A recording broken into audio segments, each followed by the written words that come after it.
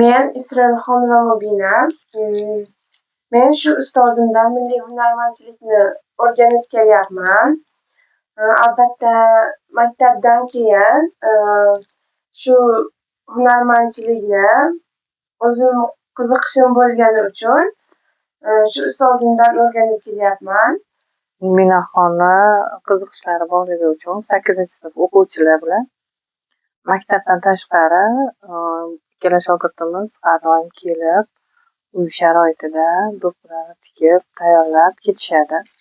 Hozirda albatta bular usta emaslar, lekin hozir tikish jarayonini ko'rsatib beradilar.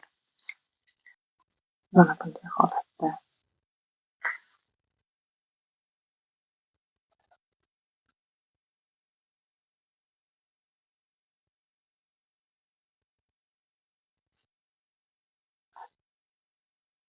Chizig'i bilan olib ketasiz.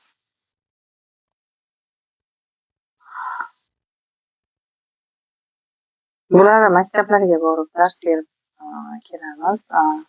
Dars jarayonida ba'zi qizlar bilan albatta milliy hunarimizni o'rganishlari yaxshi. Hozirda endi yaxshilanib boryapti. Uy sharoitida ham hunarmandchilikni o'rgatib kelyapmiz. Bizda hozir ham erkaklar do'ppisi hamda qizlar do'ppisiga ham qo'l urganmiz. Iroqi do'ppilarimizni ham qizlar tikishni boshlashgan.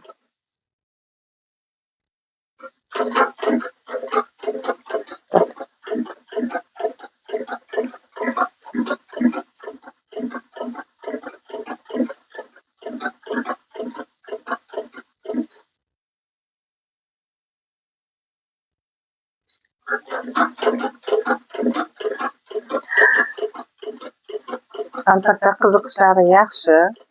Hozirda o'ta usta bo'lishmasa ham, lekin yaxshi olib borishyapti.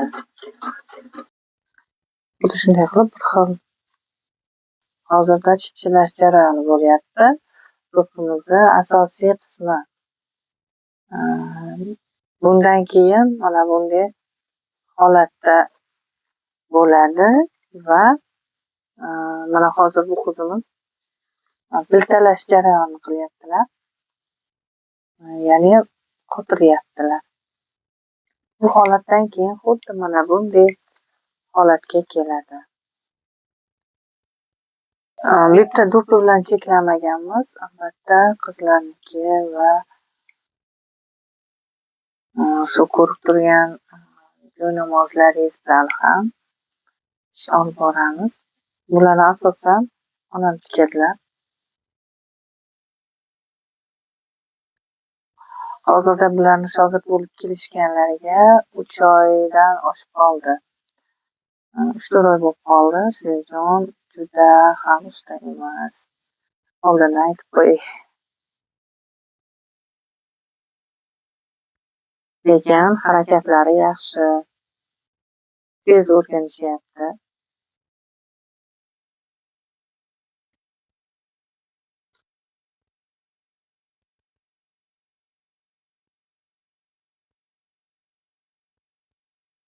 Yaqinlashtirib qo'ying. Buni tikayotganingizga yaqinlashtirib ketsiz. Keyin bunaqa ingichka chiqarib yo'g'on bo'lib ketmasligi kerak. Chunki do'ppini sifati shu chipchilash jarayonida bo'ladi. Shunaqa deb o'rgatishgan. Mana ko'rib turganingizdek, hozir mana shu tikkan narsamiz bitdi va bitgan jarayoni endi bunga xuddi mana bunday qilib bitalash jarayoni boshlanadi.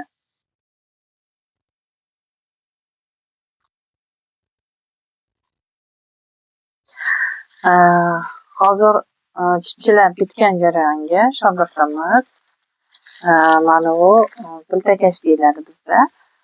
Bu kalka qog'oz bo'ladi. Buni shu nimaga moslashtirib kesib chiqilgan.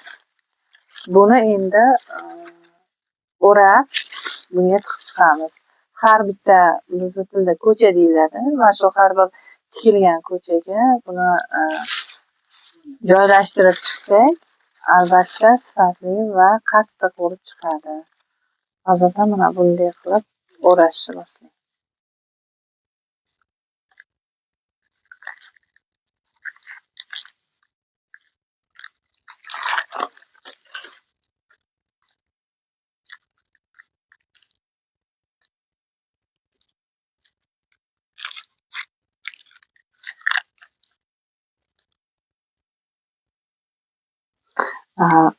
Qilayotganimizda mana uni oldin kesib olib tashlang ortiqchasini.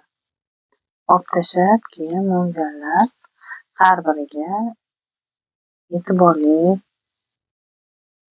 bo'lib joylashtirib chiqasiz. E'tibor bering deganim orqasiga mana bunday bo'lib chiqib ketmasligi uchun.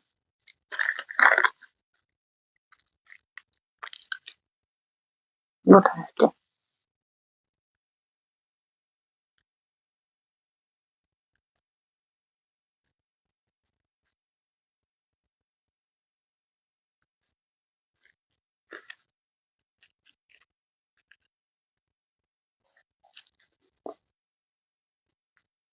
Yaxshi.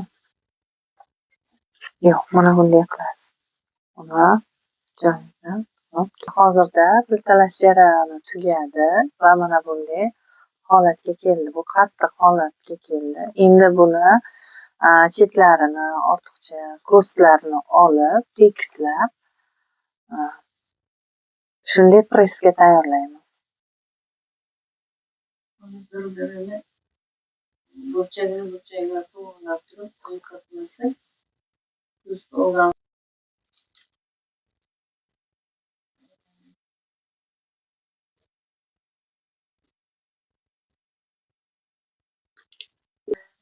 hozirda mana bu kizak tepa qismini mana bunday past qismi bo'ladi. Bu ham xuddi shunga o'xshash chipchilash jarayonidan chiqqan. Bu qizimiz uylarida qilib kelganlar. Hozirda buni piltalash jarayoni qolgan. Bunga ham xuddi shunday qilib pilik chiqamiz, joylashtiramiz. Buni ham har bitta ko'chasi bor. Har bitta ko'chasiga shu pilik tiqib chiqamiz. Faqat buniki ozgina yo'g'onroq holda joylashtiriladi, chunki buni ko'chalari sal tepa qismiga qaraganda sal kattaroq bo'ladi, chunki tez bitishi va aylanish shakli to'g'ri bo'lishi uchun.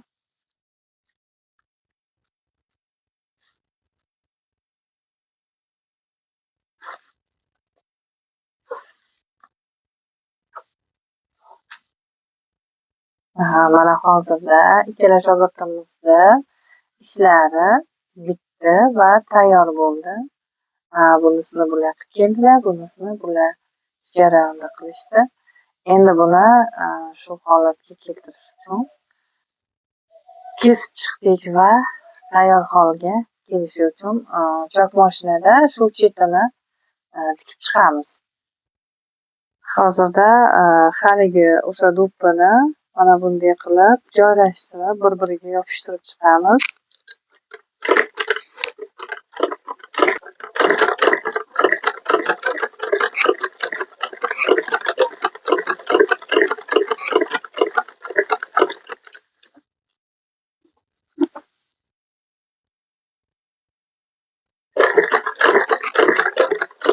Nimasi qo'lda bo'ladi, lekin faqat shu joyi mashinkada qilinadi.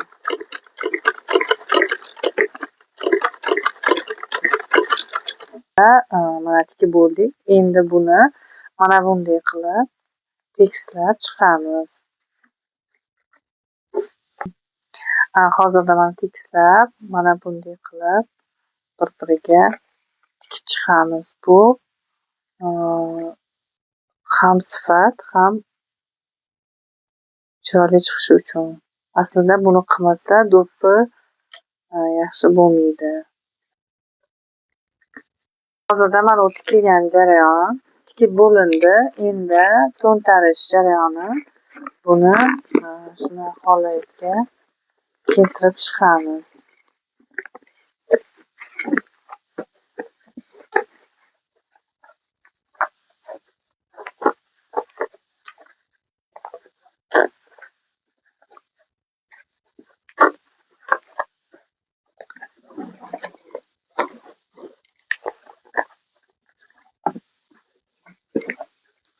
Bu hozirda endi buni taxtakachga, ya'ni pressga tayyorlaymiz. Oldin suv sepiladi va mana bunday holatga keltiriladi. Pressdan chiqqanda xuddi shunday do'ppi hosil bo'ladi.